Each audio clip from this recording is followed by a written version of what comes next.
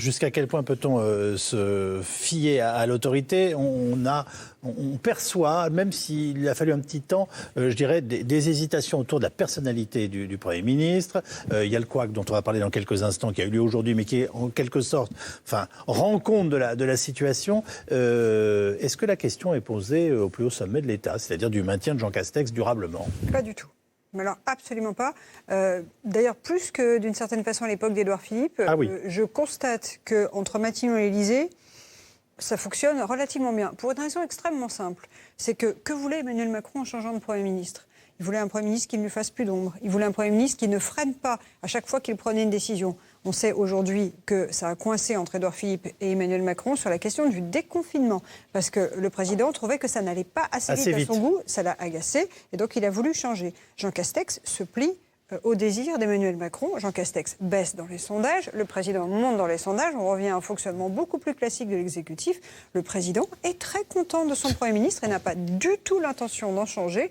Après, évidemment, quand il y a des couacs, comme on a vu aujourd'hui sur cette affaire de couvre-feu, l'Élysée passe des messages pour dire « vous nous réglez ça rapidement », mais en gros, le président n'envisage pas de le changer. Alors après, c'est vrai qu'on sent bien qu'il y a une interrogation sur la figure de Jean Castex. Dans une partie de la majorité, dans une grande partie du gouvernement, cette interrogation, elle est là. Vous avez en off, comme on dit dans notre métier, des gens qui vous disent au gouvernement changer de Premier ministre en pleine crise. C'était une connerie, je cite. Donc il y a une nostalgie d'Édouard Philippe et il y a une nostalgie, alors ça c'est beaucoup plus étonnant, de l'équipe d'Édouard Philippe.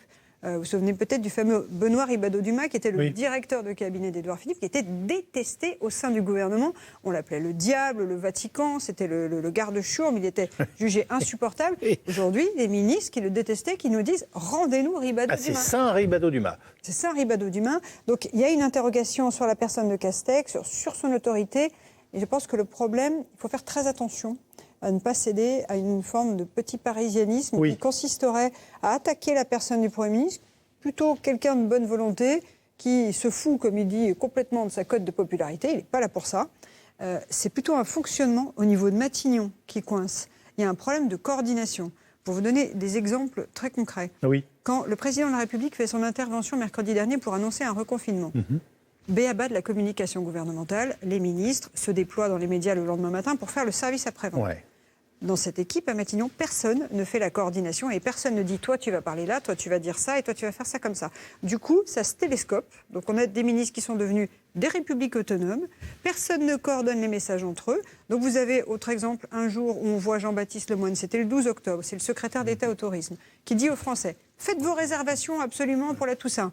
Et en même temps, on a Olivier Véran qui nous dit « attention, vigilance, le virus est partout ». Bien sûr. Donc il y a des contradictions au sein même parce qu'il n'y a pas de coordination. Mais ça, pardonnez-moi, c'est à qui de coordonner tout ça? C'est au chef de gouvernement, puisqu'il a un gouvernement.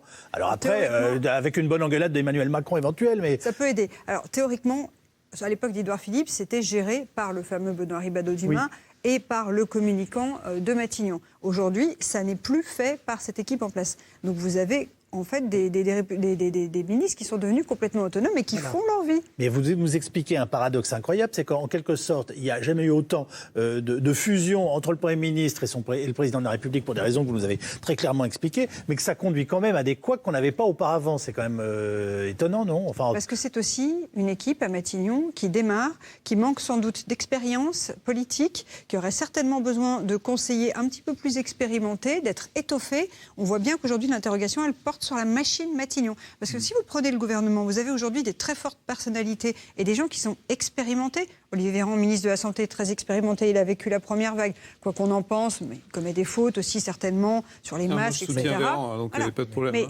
Bruno Le Maire, pareil, très expérimenté, Dupond-Moretti, Bachelot...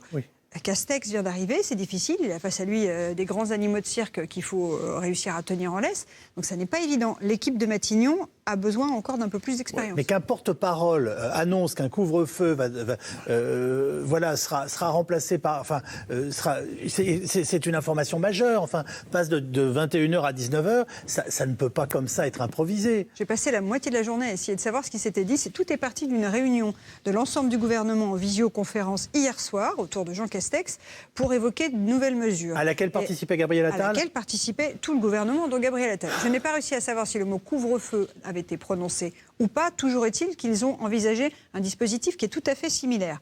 Ça concerne quoi? Les petites supérettes, notamment à Paris, qui vendent de l'alcool et qui provoquent des attroupements devant les magasins. Parce que, grand paradoxe, le confinement, pour ces magasins-là, est moins strict que le couvre-feu.